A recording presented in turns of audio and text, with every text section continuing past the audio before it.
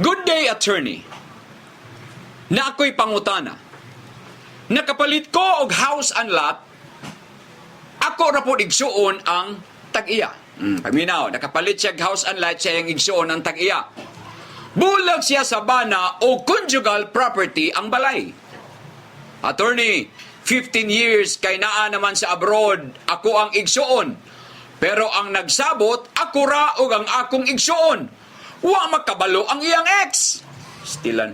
Kusgirag monitor be. Wa nakabalo ang iyang ex. Karon, attorney. Kaya ingon sa ako ang igsuon, nagbahin na daw sila ani. Iya ang balay, saya ex ang agricultural land. Mas dako ang yuta, attorney, pero ang problema, verbal lang ang panagbahin. Unsay ako ang himuon para mabalhin sa kuwang title, attorney. Daghan kayong salamat. Mo na iyang question, unsa kuno himuon nakapalit siya yuta sa iyang igsuon. Ang problema sa yuta sa iyang igsuon conjugal, meaning to say kung conjugal gani apil na ang bana, apil ang asawa.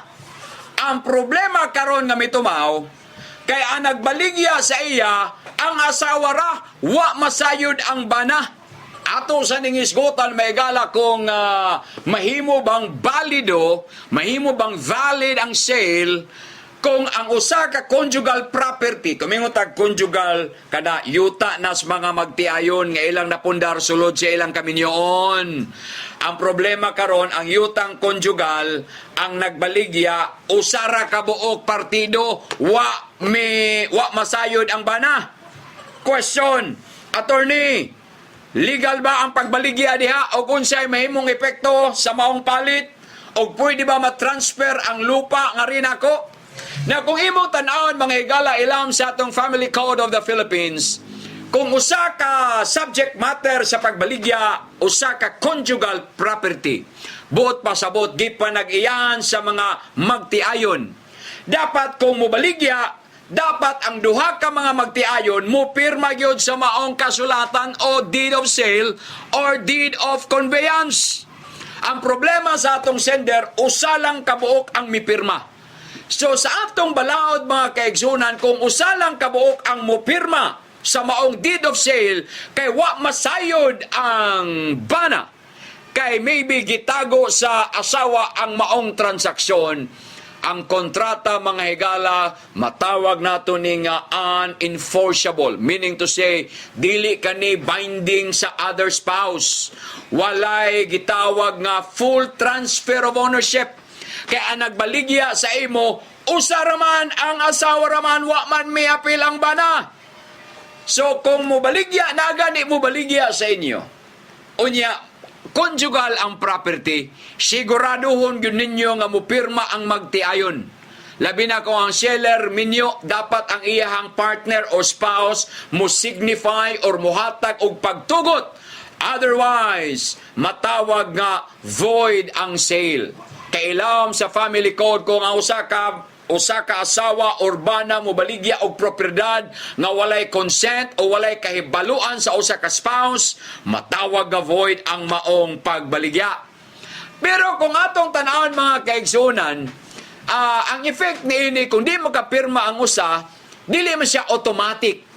Mahagbong ni siya nga continuing offer. Unya ma-perfect lamang ang maong ownership kung ugani mo pirma na ang maong spouse nga wa makapirma og nana siya kasayuran sa maong transaksyon. So unsa may mahitabo, attorney, ako buyer man ko. Paminaw diha Lieutenant Colonel Joseph Jimentesa, minaw nato ron gikan sa Butuan City.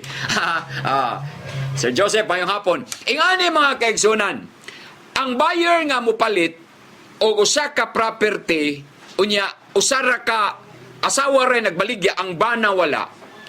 Unya, bisan pagani og ang usa ka buyer acted in good faith, maayo ang iyang intensyon. Subo man pamalandungon ang buyer dili maka-acquire og valid title sa entire nga property. At most, ang mahitabo, ang buyer pwede niyang i-claim, maklaim lamang niya ang share lamang sa nagbaligya.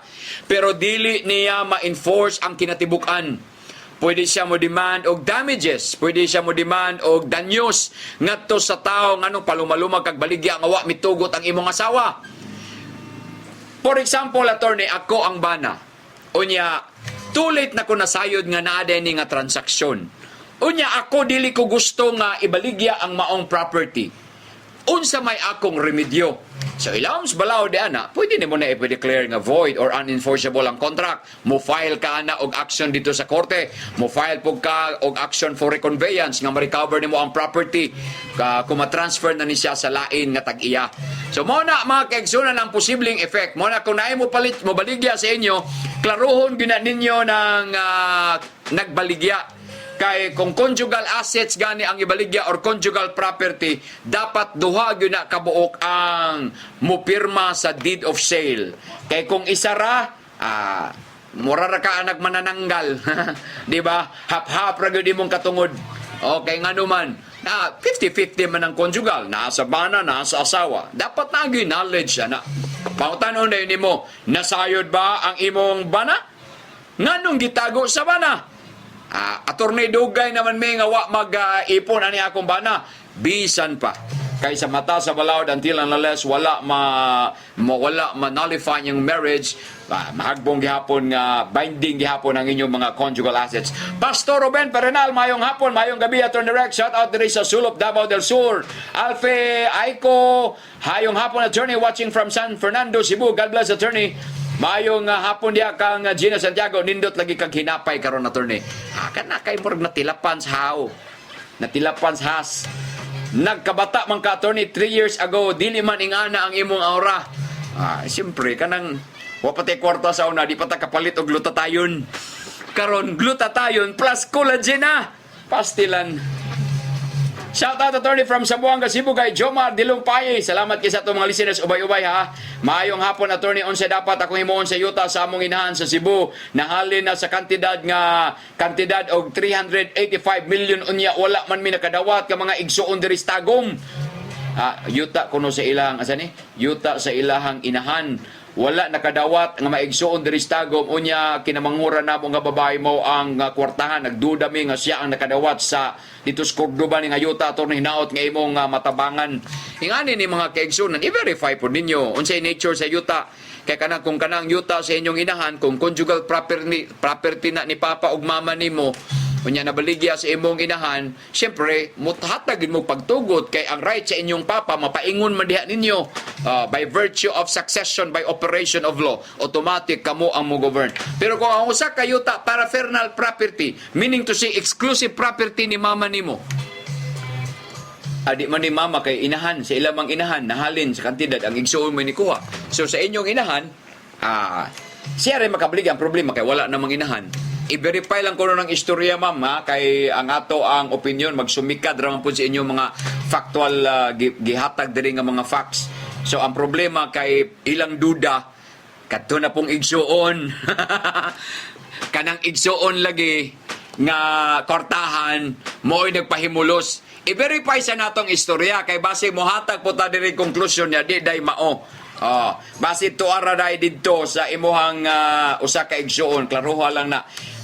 Nang Grace May Fortich Tagaraw, maayong hapon. Nung Edwin diya sa all the way from Lingig, maayong hapon. Attorney, yung mga uban yung mga questions aton ng Tagano pagtagad unyang taod-taod. Hello, Attorney, watching from Saudi Arabia, Sheila Maat. Baby Williams, maayong hapon, Ma'am Baby. Huwag ipaglubad, Ma'am Baby. Oy, sukat pa ni all the way from Sydney, Australia. Attorney, kung patay na ang isa sa magtiayon, pwede ra ba ang isa lamang magperma? Depende. Kung ang magtiayon ay anak, automatic ang katugyong magtiayon, katugyong buhi o surviving heir or surviving spouse, apil na diha ang mga gitawag ng mga herederos, ang mga anak mo apil yung nagpirma. Kaya ang right sa bana, automatic yun na maadto siya sa mga anak. So kung naay mobaligya sa inyo, o niya kini nga property is a conjugal property, o niya patay na ang usa ka partido, siguraduhon yun ninyo nga makapirma na ang mga anak. Kay para sa ingon nga mahimong full ang inyo ang ownership over the property.